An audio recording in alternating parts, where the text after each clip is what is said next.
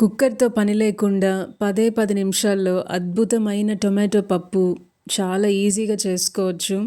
తప్పకుండా వీడియో చివరి వరకు చూడండి. చాలా ఇంట్రెస్టింగ్‌గా ఉండబోతోంది. అలాగే వంకాయ వేపుడు కూడా 10 నిమిషాల్లో రెడీ అయిపోతుంది. ఎక్కువ మసాలాస్ లేకపోయినా కూడా చాలా రుచిగా ఉంటుంది. అద్భుతంగా ఉంటుంది. అమృతమే అనుకోండి ఇంకా. ఇంత సింపుల్, ఈజీ, టేస్టీ వంకాయ వేపుడు యూట్యూబ్లో మీకు ఎక్కడ దొరకదు. తప్పకుండా ఈ రెసిపీని ట్రై చేయండి. హాయ్ అండి, అందరికీ నమస్కారం. Welcome to Divyamrutham. ఇక్కడ నేను ముందుగా ఎర్ర కందిపప్పుని 2 గంటల పాటు నానపెట్టుకున్నానండి.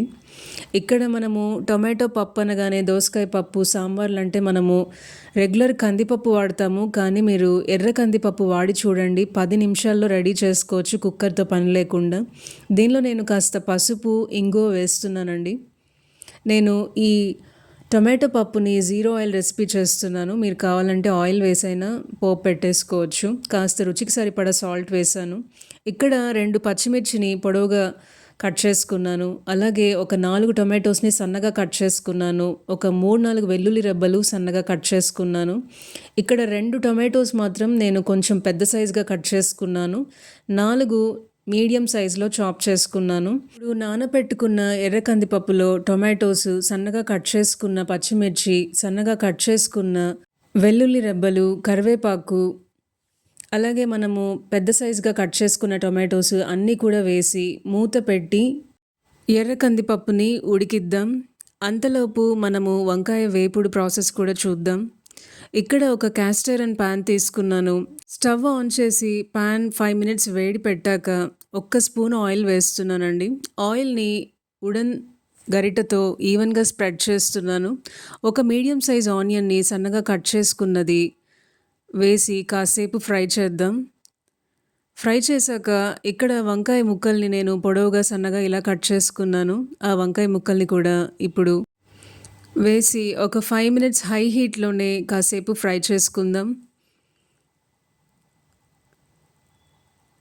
ఇది చాలా సింపుల్ అండ్ టేస్టీ వంకాయ వేపుడు అండి. చాలా ఈజీగా ఉంటుంది. ఈ వంకాయని హై హీట్లోనే ఒక 5 మినిట్స్ ఇలా ఫ్రై చేశాక ఇక్కడ నేను కాస్త పసుపు వేస్తున్నాను. పసుపు కూడా వేసి ఒక్కసారి అంతా కలుపుకొని ఒక 2 మినిట్స్ ఫ్రై చేసి మూత పెట్టి ఒక 5 to 10 మినిట్స్ వంకాయ మగ్గే వరకు దీన్ని కుక్ చేసుకోవాలి. అంతలోపు నెక్స్ట్ ప్రాసెస్ చూద్దాం మనం. ఇక్కడ ఒక ఐరన్ ప్యాన్ తీసుకున్నానండి. స్టవ్ ఆన్ చేసి ఒక 2 స్పూన్లు నల్ల నువ్వులు దోరగా వేయించుకోవాలి. సిమ్లోనే పెట్టి మాడకుండా వేయించేసుకుందాం. ఈ నల్ల నువ్వులు ఒక పౌడర్ చేసి ఈ వంకాయ వేపుళ్ళు వేస్తే వేపుడు చాలా అద్భుతంగా ఉంటుంది.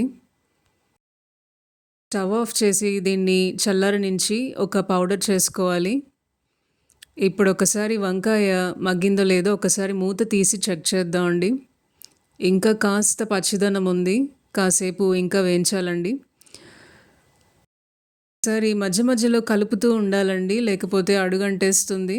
ఇక్కడ రుచికి సరిపడా సాల్ట్ వేస్తున్నాను.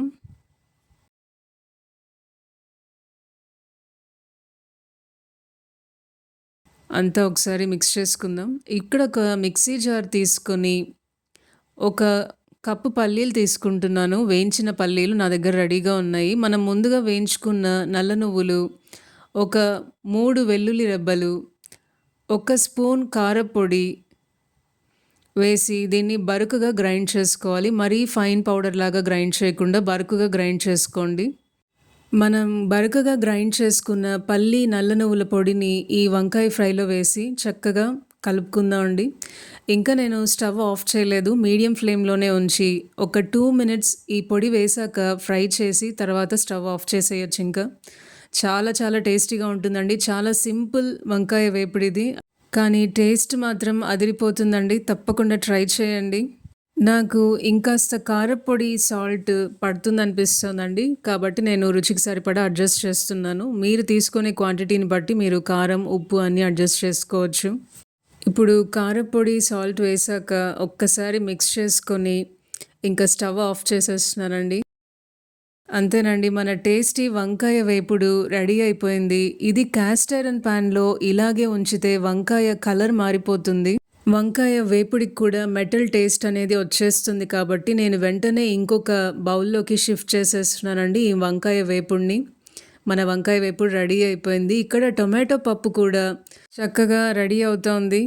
ఇక్కడ ఈ స్టేజ్లో నేను ఆయిల్తో పనిలేని పోపులు పెట్టి యూస్ చేసి వేయించిన ఆవాలు జీలకర్ర 1 స్పూను, వేయించి కట్ చేసిన ఎండుమిర్చి 2 ముక్కలు వేస్తున్నానండి. మీరు కావాలనుకుంటే ఆయిల్ అయినా యూస్ చేసి పోపు పెట్టుకోవచ్చు. నేను ఇక్కడ టొమాటో పప్పు మాత్రం 0 ఆయిల్ రెసిపీ చేస్తున్నాను. ఇక్కడ మనకు కలర్ కోసం కారప్పొడి కూడా వేస్తే చాలా బాగుంటుందండి టొమాటో పప్పులో.